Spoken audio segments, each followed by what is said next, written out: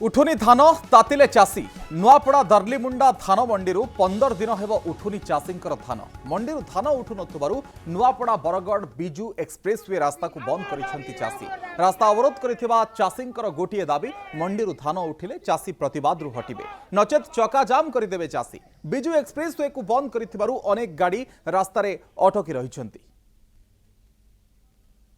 उठुनी धान तातिले चाषी नुआपड़ा दर्लीमुंडा धान मंडी 15 दिन हेब उठुनी चाषींकर धान मंडी धान उठु नथुबारु नुआपड़ा बरगढ़ बिजू एक्सप्रेसवे रास्ता को बंद करिसेंती चाषी रास्ता अवरोध करिथिबा चाषींकर गोटिए दाबी मंडी धान उठिले चाषी प्रतिवाद रु हटिबे नचेत चका जाम करिदेबे चाषी बिजू एक्सप्रेसवे को बंद करिथिबारु अनेक गाड़ी रास्ता रे अटकी रहिसेंती।